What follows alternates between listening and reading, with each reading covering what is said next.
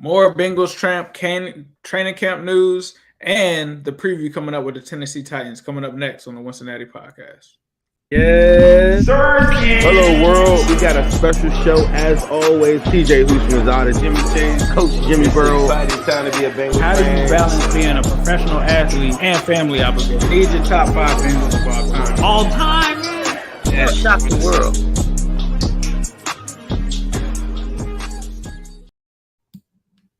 Welcome to the Wincinnati Podcast. I am your host, Ace Boogie.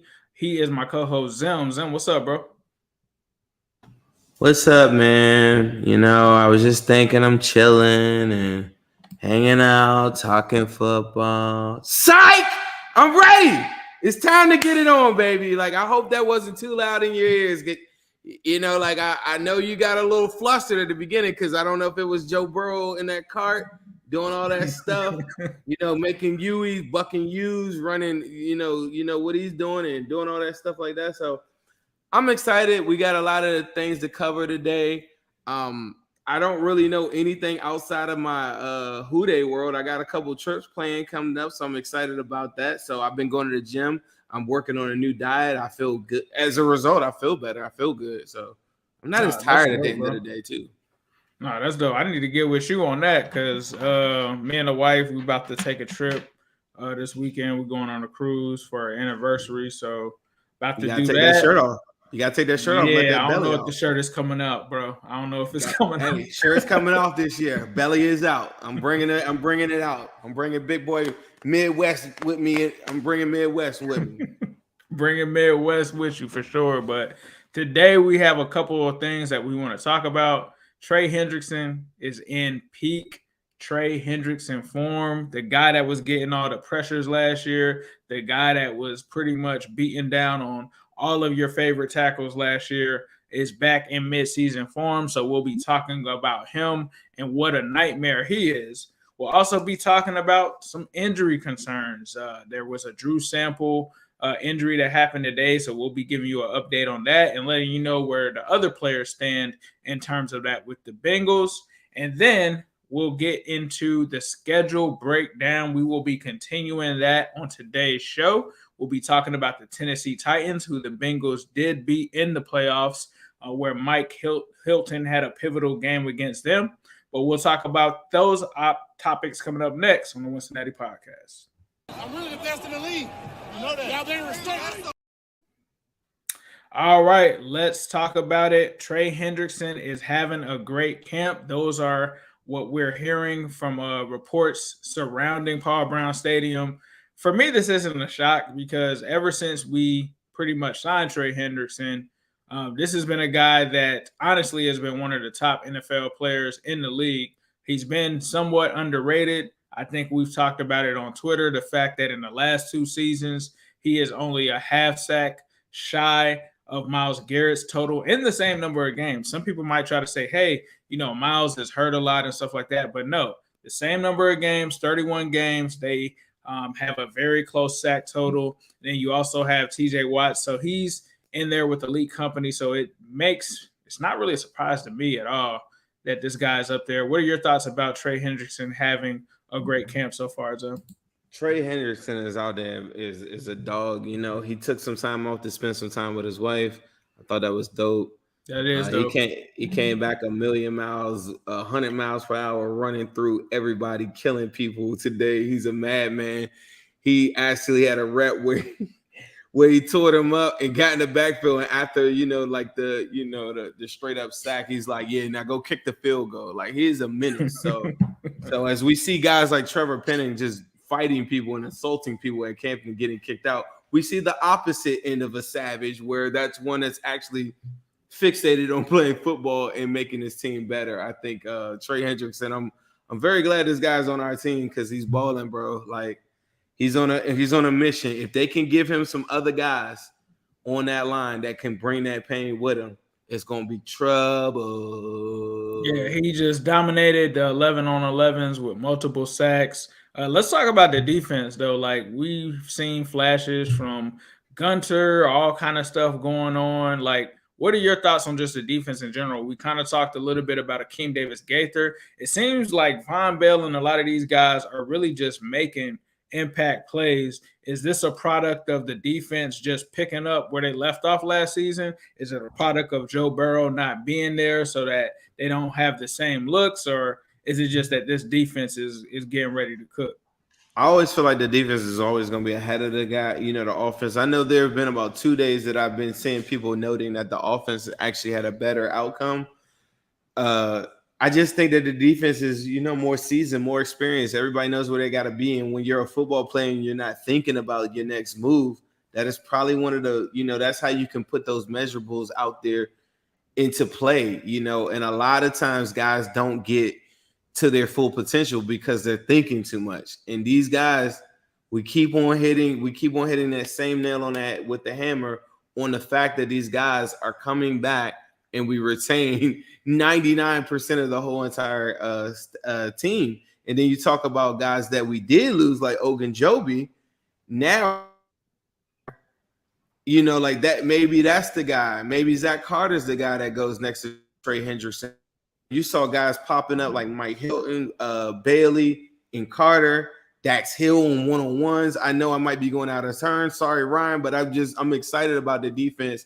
I had a tweet earlier in this week, and I said, man, I hate the fact that people – I said I love the fact that people are sleeping on the defense, because right now that's the one thing from a national perspective is so much attention is now on Amigos that we wanted.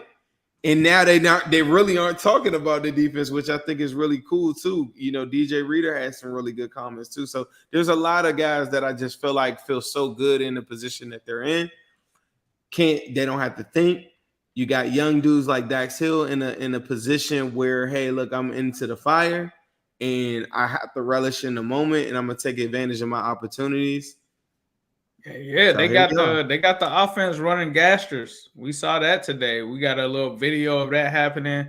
Joe Burrow in the background with the cart, riding his gasters with the team. Yeah, that's right. He's still participating, even though he's not out there. If you zoom in and look, and if you're following us on YouTube, that's one of the reasons. See, Joe just hit that corner. He's coming back the other way with his vehicle. But that's why you want to watch us on the Wincinnati Podcast on YouTube. If you're only hearing us and you're only listening to us, please be sure to follow us. You can find us under the search phrase Wincinnati Podcast on YouTube. Hit that subscribe button, hit that notification bell, because you're not only going to get us, you're going to get a lot of the great content that we have. Bengals Post, they just had an episode come out last night. Also had a 513 in the new Wincy. So we appreciate that. But yeah, good to see Joe Burrow still participating with the rest of the team running gasters. After the card comes out, Joe Burrow says, "Nice work, Ted Karras. Good job, Teddy Football. Come on, ride on the cart. We're going to get up out of here." I thought that was cool too. That was dope. Also, a friend of the show, our friend, Willie Anderson, was actually at Bengals camp today. Believe he was there probably getting fitted and doing some interviews, spoke to the team, and then he's also prepping his Ring of Honor induction. I think it's just dope for him to be there. Like seeing him on Twitter talk about how anytime something dope happens, he's speaking with Zach. He's obviously here, pictured speaking with Joe Burrow. Like, it's just dope for them to have Willie around the team. I was hoping, like, hey, let's try to get him on some kind of consultant or coaching role or something like that. But it's good to have him out there, especially being able to talk to the young players, give any insight he can on helping some of the young linemen or just the players in general, and just being in the building. This is the culture that we kind of talked about in the early years, Zim, of establishing where all the old Who Dey players can come back and contribute in a positive way. And I think that Willie is just a really good medium for that, especially on social media, especially with him, hopefully, crossing my fingers here, being able to also get inducted into the Hall of Fame. So for me, I thought that was dope. What about you? Yeah, I mean, same thing. Willie, I'm rooting for my guy every single chance I see him. So I thought he had a good conversation. It looked like with Joe Burrow. Willie was in the locker room, probably feel good to be back in there again. So I just think it's really dope what he's got going. I know sometimes he'd be like, man, they don't be showing love to the big guys, so this is his chance to just get his love from the people that love him the most. So really what else cool. For you, like from a practice standpoint? I know we were talking about Willie, but was there anything that you felt like stood out from the Bengals practice? Shout out to Bengals Pulse, because earlier they interviewed, this was in, I believe, they interviewed our guy Alan George, cornerback from out of Vanderbilt, and they were quick to do that. I mentioned that to say, check this out. Alan George today was running with the ones. Eli Apple has had, I think it's a quad injury. Someone could correct me if I'm wrong, but a little tightness. They've been very keen on being able to say, hey, if a guy has something that's kind of nagging or something, we're not pushing it. We don't have to be in that position. If you hear the storm and the thunderstorm behind me, that's just me talking, and also an actual thunderstorm behind me. So don't pay attention to that. But Eli Apple, he was, he was a little banged up. So you would think Cam Taylor-Britt will probably be next up. Cam Taylor-Britt was running with the twos. Alan George, if you guys missed that episode, please make sure, if y'all want to learn more about a player that you probably hadn't heard much about, had an interview with Bengals Pulse. So shout out to them. Check that out. But I thought that was good. I didn't get too much feedback on how well he did, but I thought that was very telling. Another guy, too, that I wanted to talk about, too, is McPherson. McPherson was 5 for 5 again, hit a couple from 50 as well. So he's been on fire. He's picked up exactly where he left off. Striking like that lightning, bro. He's striking. He's striking. That's right. That lightning hitting.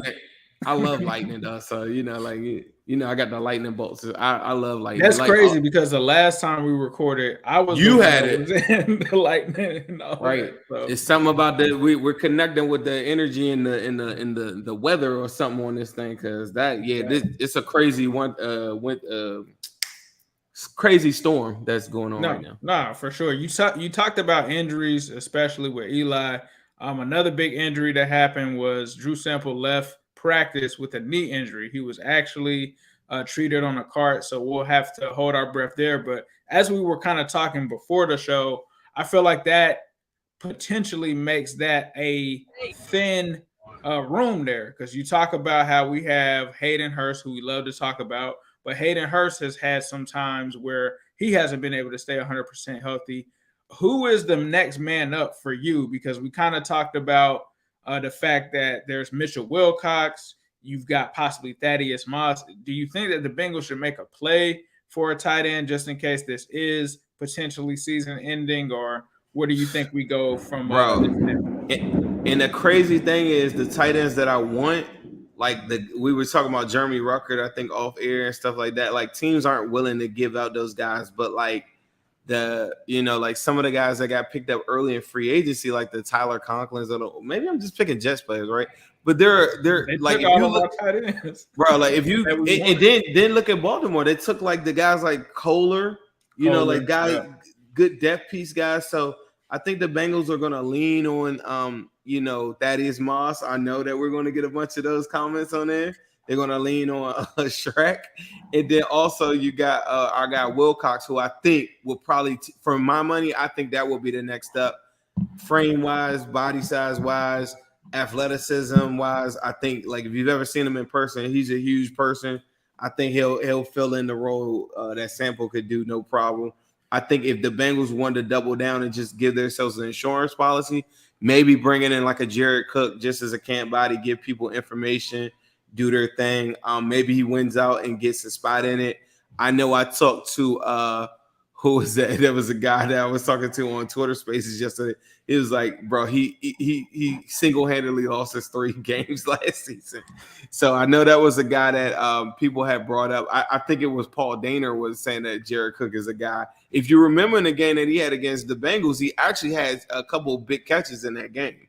But Jared Cook is maybe Jared Cook is. I agree with him being definitely somebody that they should consider. That dude is just ancient. I feel like Jared Cook has been old for the past 3 seasons. Actually, but guys like Jimmy Graham and stuff are just as ancient. If you look at the tight end market, there's a kid, Brian, that played for the Lions that I like. If y'all go check him out, I think it's is it Harrison Bryant or something like that? He's about 28. Harrison Bryant is on the Browns. He's on the Browns. Well, this is another Bryant. This is another Bryant. Yeah, this is another. I've seen him.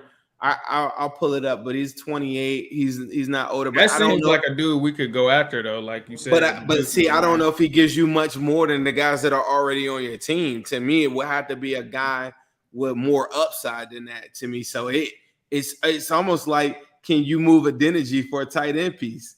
Yeah, that could work. I know you kind of had talked about that. That could be a potential, I think, trade piece to try to get a tight end or something like that. Adeniji, another man's trash is another man's treasure, or however the saying goes. Adeniji gives a lot of teams something of some form of stability that the Bengals probably aren't looking for at that position. I know that they need another backup guard, and that's what Spain game and guys like that come in. I think those August 23rd cuts, I think we'll be able to pick up a veteran guard or something like that. I don't think they value Adeniji like another team would. I think there's a team out there right now that's saying, hey, this guy started 9 games in the National Football League. He started at guard in a Super Bowl. Whether you thought he played good or not, there are teams that don't have a guy that's ever taken a snap playing at guard. So I just think even at the very least, that is a huge depth piece, and that's somebody that I think that they can move for a potential cap casualty or a guy like a BJ Hill that's you're so stacked in the position that you got this odd man out, but you need to get like an offensive lineman or something like that. Our fans are like, oh, who the hell will win Adeniji? Another team, look from their perspective. They need somebody that's been able to play in those key moments, and maybe they're willing to give it up for a tight end or D tackle. My man Stuart Monty is asking, what are y'all hearing about online play from today? I'm a nervous fan.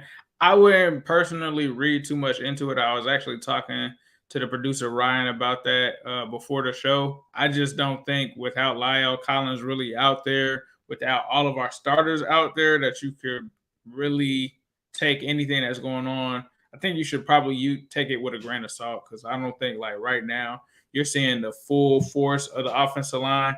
But other than that, I know that people hearing about that, Miles probably brought a smile to your face. Zim, talk to them about Pierce Dental in Cincinnati. Pierce Dental is for someone that needs a dentist. Join Pierce Dental Group in Cincinnati, where confidence starts here. You can smile like me, even if you haven't had your teeth cleaned properly like I have. You need to go and take the next step and go get your teeth clean and go and get that smile together. I need to go there myself and get another update, but that is my go-to dentist. Pierce Dental Group. Check them out on Twitter, Instagram, everything. They're located downtown. They've been a part of Cincinnati for the last 30 years. They've upgraded to a better, bigger, and better facility. I know a certain Bengal yesterday that showed me his new teeth from Pierce Dental Group. And I will tell you, if you see a Bengal smiling and he's got a couple of diamonds implanted into his teeth, you know that came from Pierce Dental Group. Something very, very unique that I thought was really, really dope that they showed me. So there's a lot of Bengals that go in and out of there. So if you go there, you never know who you might see. Facts, for sure. So speaking of rematches, I know Debo was once famously quoted saying, Craig, this is the rematch. The Bengals are taking on the Titans in week 12. This is going to be the rematch from the playoff rematch. And it seems like Joe Burrow's kind of rival. He kind of had his first coming out party against the Titans. Then he gets another playoff win against the Titans. Now he's going to play them in week 12. What are your thoughts on like what the Titans' strengths are? Because I feel like for me, I'm kind of looking at the run game, which we kind of saw last year, that defensive line that really got to Burrow 9 times last year. So that's where it kind of starts for me. Is that similar to what you think, or is there something that I'm leaving out as far as the strengths of their team? That's it. Ground and pound, run you into the ground, went up front, got a plethora of guys like Jeffrey Simmons, who we found out about in the playoffs, that can put a maximum amount of pressure on your quarterback and just grind you into the dirt. They beat a lot of teams like that, and I don't think that formula's changed. I think they showed you in the offseason, as good as A.J. Brown is, they don't value that more than grounding some guys into the dirt. This upcoming season, I don't think it's a Super Bowl contender. I think they're a fringe wild card team, but they will come out there some weeks and just beat you down. You turn the ball over with a team like that and give them the position to be able to control the clock, control the field possession. I think that they're going to stick to their guns, and I think a lot of people are writing them off because of how they lost, and we're all victims of what recently happened. I think people aren't looking at the Titans like they steamrolled a lot of teams to become a number one seed last year. I've never seen a number one seed get downplayed the way that they are currently right now by losing a wide receiver. Another guy that I got put on to from my guy Chef, shout out to my dude Chef, but the kid Phillips, who was drafted, is an extremely great route runner. So I do feel like their wide receiver group is probably the bottom of the NFL. But the potential of Bobby Trees coming back and being being like some validity to the wide receiver core, that coupled with the kid Phillips, you got the rookie Treylon Burks or whatever. Treylon Burks. So you got him. I know he had some early issues with asthma and stuff like that. I think he's worked through it. I'm not sure 100%. But the prospect of him, the kid Phillips, Bobby Trees, I think is good enough too, because Burks is one of the best blocking wide receivers that was in the draft too. So it kind of fits some of the formula that I think they have. Yeah, I think a lot of these players, now that I'm looking at the roster, kind of fly a little bit under the radar. Obviously, they traded for Robert Woods in the offseason. As you mentioned, Treylon Burks. Obviously, Derrick Henry. But when I get into the secondary, that also looks pretty strong for them. Caleb Farley was a guy that I really liked, especially last year. But I believe he didn't get to play because he was kind of had a red shirt year with some injuries. They also took Roger McCreary, which with us being Bengals fans and looking at the corner position, a lot of us knew a little bit about him as well. Then you talk about Byard and Armani Hooker. So they actually have a pretty good team when you really look at it. Zach Cunningham, Harold Landry. We obviously know about Autry and Jeffrey Simmons and those guys. But I think the weakness is what it was last year, right? It was the quarterback position. Like Ryan Tannehill really was a guy that just didn't move the needle enough for them, especially even if you have all of this talent, it always starts there. So I think he's really in a season where his job is on the line. I mean, they took Malik Willis in the 3rd round. You got to think that guy is at least in consideration for eventually overtaking that position, but I think it's there. And then I think when you look at the offensive line, not that it's a huge weakness, but it's just outside of Taylor Lewan, a lot of guys that I'm not so sure wouldn't be able to be taken advantage of in the trenches. When you talk about having a guy like Trey Hendrickson, when you talk about Joseph Asad. Now, I know you were pretty high on Dylan Reduns as well, so he's not horrible, but I don't think he's someone where we feel like we're not going to be able to get pressure on them. And then you talk about Austin Hooper. I told so many Bengals fans Austin Hooper was trash. Like I don't care. I'll say it again. Austin Hooper is trash. Like if Austin Hooper is your starting tight end, your tight end room is trash, pretty much. What do you think some of their weaknesses are? We sure could use a Austin Hooper behind Hurst or so right now. So, I agree with you, man. Like it's hard to like get past the fact that the quarterback is so familiar. He reminds me of Dalton on every level. Like watching him unfold in front of my eyes. I almost feel bad for Titans fans, honestly, because talking to Titans fans, they're like, yeah, but if you do this around him, and I'm like, yeah, bro, I said that for he is great, Zim, for what we do. They are still on that. I do think Malik Willis was a good pick for them, but his intermediate game is terrible. So that's a big weakness, and he's a 2-year project probably. And I see in hindsight, I feel like the Steelers should have drafted Malik Willis, let that play out, and then get a Jimmy G or something like that. Maybe you get the project going up and going, considering how bad their quarterbacks are at Steelers camp. But Malik Willis is a project, and he can't help you right now. Say they have a bad season and the coach is out. Think about what that does to Malik Willis. That puts you in no man's land, and you're in a full reboot. So like they're in a tough spot, and if I'm a fan of them, I wish they would blow it up. If I was being real with myself, I think they get themselves hope with guys like Jeffrey Simmons and company who are really, really good, but you're wasting their best years as long as Ryan Tannehill is your quarterback. So there's going to also be some matchups to watch for in this one. I think for me, I'm thinking about Trey Hendrickson against Taylor Lewan. That's probably one of the ones that I look at. Are there any that you feel like you would look at in terms of the matchups going into this game? Busting with the boys, Lewan, he gonna kill him. Trey Hendrickson on him. Yes, sir. I don't know, bro. I'm gonna tell you the main one I like is Christian Fulton, because me knowing my shout out to my man Nat with NXT training. He also trained with Jamar. He's currently training Tyrann Mathieu as well. And Fulton is a guy that I know a lot of wide receivers around the NFL respect. He may not be a household name, but even in the playoff game, you know, him and Jamar are pretty close. So if you remember that smoke screen that Jamar should have took house, but Tyler Boyd got in the way on the block. You know, that was the one time I feel like we saw Jamar get up and be like, yeah, you know what I'm saying? And like, you know, really stand up. Like, you didn't see a lot of that with Jamar. You know, I always tell people like Jamar's like Mike Tyson. He gives you knockout blows all the time, but he's kind of like silently killing you with it. And then maybe afterwards at the presser, you might get a good quote or something. But during the game, you don't really get too much of that from him. The one guy that was able to pull it out from him was Christian Fulton. So I don't know where they'll have him lined up. He primarily works better out of the slot to me. So I would say Fulton versus Boyd, I think, is a great matchup because he is regarded as one of the better, you know, premier up-and-coming young corners in the league. Yeah, I think Caleb Farley on T. Higgins is another one. I mean, like you said it yourself, when it comes to these matchups, you're always looking at the secondary. But even on the flip side of the Bengals secondary, Tito versus Robert Woods, I think that would also be another matchup to look out for. Derrick Henry versus this run defense. Since a lot of people try to read the note that he really wrote, though.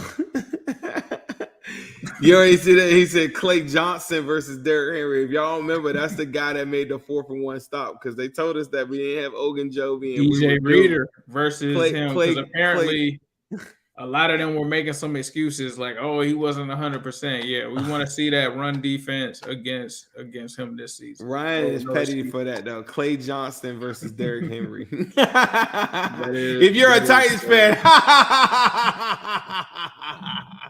That is hilarious. But yeah, those are going to be some of our favorite matchups to watch and cook.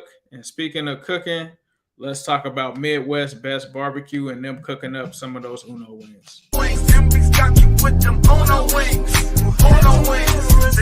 that the Uno wings will make you do the pretty.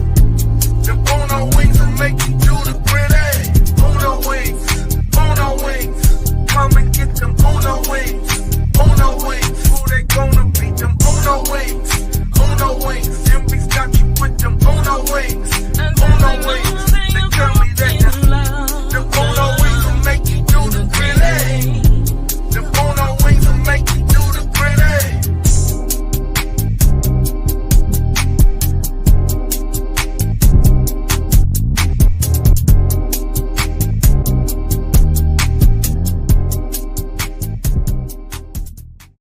And if you look in the very back of that video behind Tim and his family joyously dancing and to the Uno Wings jingle, you will notice that there are some Grippo's potato chips. And if you are a fan of Grippo's and wings, they have the Grippo wings, but they also have Grippo's for sale at Midwest Best Barbecue and Creamery, as well as ice cream. Check it out. And half and half tomorrow. They're bottling up. Half gallon bottled up. I'm gonna have to put an order in, and you can also order your meal at MidwestBarbecue.com. They are now taking online orders for people in the Cincinnati area. So yeah, make sure you tap in with them, get your order in, get your half and half, and enjoy some of that Midwest Best Barbecue. So Zim, there's been some reports, bro, that Mr. Trubisky is not cooking. He is looking very bad. He has a streak right now of 0 for 16 in the 2-yard passing drill. Mason Rudolph is being talked about as potentially the starter. He's expected to get first-team reps with the Steelers. Is this quarterback hell? This is below hell. Let's just have a segment where we just laugh at Steelers. Welcome. I feel like I'm taking over Gotham City every time I talk to the Steelers fans. They might have to trade for Andy Dalton, dog. Like it's getting ugly out there. It's getting ugly. Nah, man. Hey, bro, bring me Mason. Give me Mason. Like I love when they be hyping up Mason Rudolph. Like the wire. I saw Claypool saying like, man, Mason Rudolph looking good. I'm like, bro, give me Rudolph. Give me Rudolph, bro. Like, give me all of them. I don't care about none of them. At least I was telling you this too. At least the threat of Trubisky, like he ain't gonna hit no targets, but he'll be able to run and do some stupid stuff and maybe make a play. And you'd be like, oh my God, I can't believe he got it. Like I could see that happening. But bro, give me Mason Rudolph. I could see us getting like 2 interceptions on Mitch Trubisky in the first game, 2 turnovers, right? And then they're like, you know what, Mason, you're up. And week 1, we're gonna see 2 Steelers quarterbacks week 1. That is where I'm. Bro, you know the wildest thing on the internet when we be talking to like fans that don't really have like a clue like what's going on with them. They lean on Mike Tomlin so heavy that they're like, man, the Steelers always win. I'm like, bro, look at this roster. Look at this roster. Like and if you watched them last year, what did they really do? Like if he could get them to 8 wins in 9, coach of the year, bro. Like it's not even close. Like if he could get them to 9 wins with that roster, like behind like Levi Wallace is your starting corner and stuff like that. Like, bro, if you can get Loudermilk, like people that tell me like when I be seeing them rated as the number 1 defensive line, I'm like, what are you watching? I get it, Cam Hayward has been a stalwart in this league for a long time. Because of Cam Hayward and TJ Watt. But beyond that, what are we talking about? Tyson Wallawu at 35 years old or Loudermilk? Like guys, y'all don't even know. They're losing Pruitt and that. They got DeMarvin Lil. Sure. I get it. DeMarvin Lil. You got Miles Jack coming off the worst season of his career. You got right. Like I'm not gonna go through the whole thing, but like I'm not a fan of that roster, bro. If he can get them to win 8 games, 9 get coach of the year. What were your thoughts on Deontay Johnson getting his 2-year extension for $36.71 million? I was so hoping we got to that. That was major. One on this. $7 million guaranteed. What a deal! Like now let me get him a hand clap for this. To give a guy of that magnitude $18 million per, and you're looking at this wide receiver market just explode. This dude is only making $2 million more than Christian Kirk. He's making $6 million less than Mike Williams. Deontay Johnson was second in the league for targets. You could have an argument for Deontay Johnson as a top 10, top 15 wide receiver. You couldn't get me to buy in on it, but there's an argument for that. He should have been in the 2024. So credit to them, kudos for them pulling out the deal. And I thought that they were trying to get away from Deontay Johnson because remember they put out the thing, I think it was like 3 weeks ago, where they were like, we're not paying $20 million for him. That's the red alert signaling to other teams that, hey, look, if you want to trade for this dude, go ahead, because we ain't paying him 20. But then to get the deal done, fifth year option coming up on him, kind of on some Lamar Jackson stuff, back against the wall. Do you play on it and then possibly get hurt and then you market it? What's the difference between him and Curtis Samuels at that point, right? So I just thought that it put him at a rock at a hard place for a contract, and maybe he felt the pressures to sign it, and credited them for getting the deal done. Because I will give them credit for this. When you talk wide receivers with me, you better talk youth. And that is one thing that they do have. I think Claypool's probably the odd man out. But aside from that, you now have Pickens, maybe Calvin Austin III, who I'm going to take his head off when we play him. Von Bill's going to eat him up. But aside from that, then you got Deontay Johnson. That's a formidable trio. I think they're trying to keep up with us in the sense of, hey, the Bengals got the Migos. We've always, historically, both of these franchises keep some really good wide receivers. So I think that was a masterful deal, honestly. Yeah, hometown discount to play with Mason Rudolph. Yeah, good luck with that one. But we actually have football on tonight, Zim. Football is back.